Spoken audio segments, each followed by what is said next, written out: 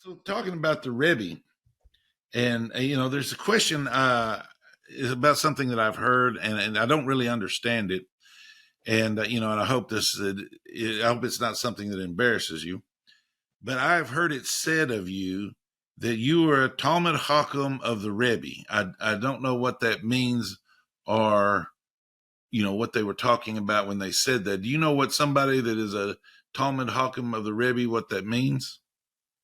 I never heard the expression before in my life till this very second. A Talmud Chacham. A chacham. Now, you may First of not all, have heard it in Texan. I would You may say not have heard it in Texan. no. But wait a minute. I would say in Texas, yeah. It's the first time you heard it in Texan. So what doesn't does make what a lot now, of now sense. you know what I'm talking about? It doesn't make sense because the What's that? ideal with the Rebbe was to be a chassid, not a Talmud Chacham. What is a Talmud Chacham? What to do with the Rebbe? Talmud Chacham is somebody who has accomplished a great amount of knowledge and righteousness. That's a Talmud Chacham. But so I mean, but you were associated with the Rebbe. Were you in his inner circle or close to it, or? I was in the second. I was Rabbi Jacob J. Hecht Alav Shalom was probably closer to the Rebbe. The Rebbe had no children, so Rabbi J.J. Hecht was the one chassid that people would said of him that he was like a son to the Rebbe. He was not just like a chassid, like a father, like a son to.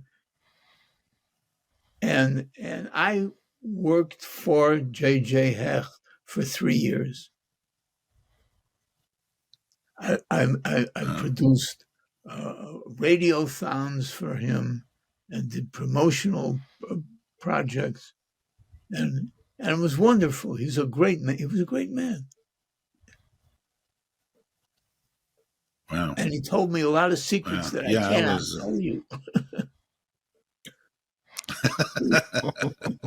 I bet it is. I bet that was fantastic working there in 770. And, it was wonderful. It was in those days. It was wonderful. The Rebbe had a heart attack, but he was strong, and it was wonderful times.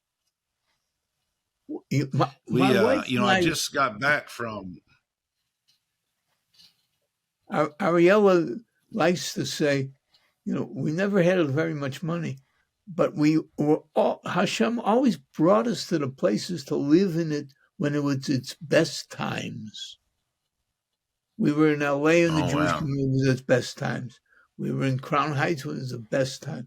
We were there from 1980 to 1985, and it was fantastic times. Everything was good, and we left, and the next year were the riots, and it was horrible. But we've had a blessing. We live in the good place every time. And now we're in Sfat, in Israel, in the mystical city of Sfat. It's and it's the best of times. It's you know what the best of times are? Non-remarkable. What's that? Non-remarkable. That's what non-remarkable time. Yeah. No. Well, I just came back from Brooklyn and Crown Heights and was able to visit there and was able to, sit in Rebbe's study and do all that. So that was it's really fascinating. I think it was a very profound experience to be there and be in the same room where, Rebbe gave all of his speeches and talks and lessons, and then go into actually 770 and go into the house and just be there. That was incredible. So I can only imagine what it was. You sound more like a chassid than I do. I don't. Well, I'm more. I don't know, but I'm working on it. But the thing is that was I tell you what is incredible to me, and just the presence of the house and the place. I can only imagine what it was like the years you were there, I, and being a I've got part of it one and moment. seeing that. That There was was his. there was one moment I had with the Rebbe. It was on a Sunday morning. It was about 10 o'clock Sunday morning, and I don't know why I was there, but I was across the street from 770 from the shul, across Eastern Parkway, and I see the car pulls up. I'm like a half a block away. The car pulls up, big Cadillac, Cadillac. Not what was the long Cadillacs called? I forget. The Anyhow, Eldorado, Fleetwoods or what? the the It Fleetwoods? was Eldorado, or the no, not the Deville. Eldorado. There was a long caddy, but it wasn't a limousine yet. It was in between. Anyhow, the Rebbe gets out and he starts walking up to 770, and he turns around. He sees me, and I look at him, and I give a salute like a joke. I make a salute like a soldier, and he gives me a salute back.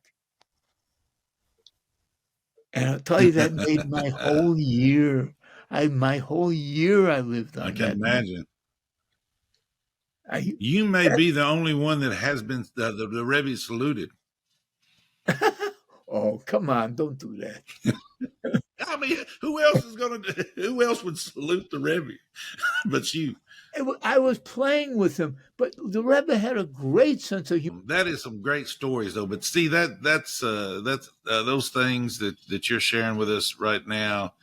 You know, is history and personal insights. You know, from a, Truthfully, a it's time and a important. place. It's important things because it's hard to understand. It's hard to explain what that world is like, but it's a very great world. It's a very great world that is seriously flawed. Yeah, and so well, such is the world we live in. Yeah. Now, there's one thing I want to talk about while I guess we're on this subject, and it's important, and that was you know the the You know idea what? of Do you know what redemption. we're doing? Do you know what we're doing right now? This is What Thursday is that? night. This is Thursday night. Mm-hmm. By me. By you, it's still Thursday. What afternoon? It's Thursday night, so Getting, it's early we're Friday getting there. morning for you. I'm 4:17 in the morning. We are Verbrengen. Wow. What a Verbrengen is, it's a Hasidic gathering where you get together and talk Torah. You just hang together, and And just have a good. Well, that's exactly what we're doing. It's about love.